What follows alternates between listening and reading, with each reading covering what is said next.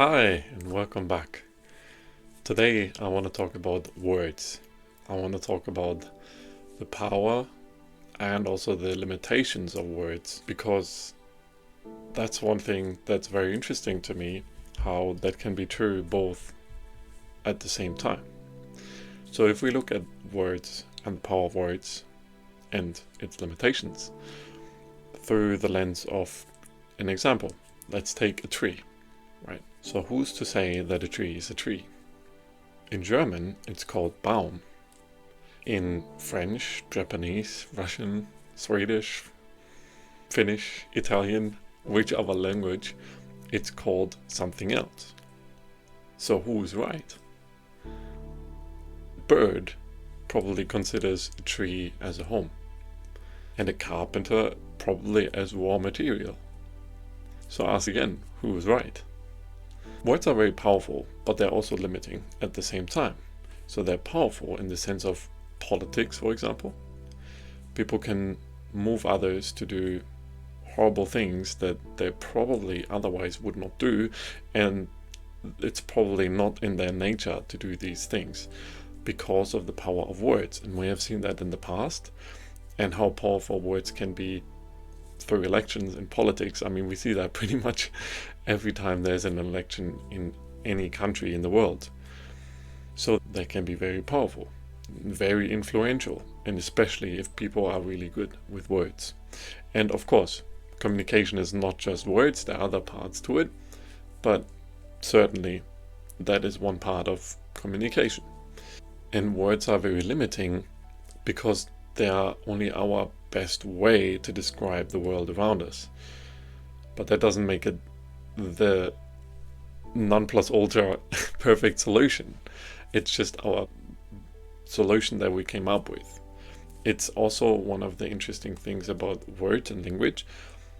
Everything that we see and that we gave a name to, you have to agree that this is a phone and that this is a coin or everything else around us. The only reason why that is true for us is because we agree upon it. That doesn't make this internally that. I mean, if you talk to a dog and say to the dog it's a dog or it's a cat, the dog couldn't care less, because that's just our name for that being, and that being sees itself differently, probably. Might be a completely different name. There might not be something that they consider as their overarching species. And it's interesting, if you would call a person a dog, there might be some people that would laugh, there might be some people that would get upset, depending on the person, on their reaction to it. And there you can already see how limiting that can be. And that's just a good reminder to think about that that's just our best way.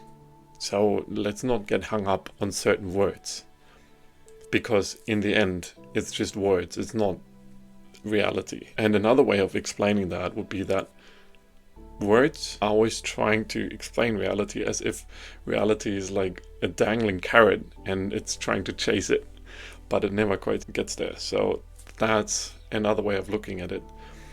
And the moment we define something with words, we exclude all other possibilities.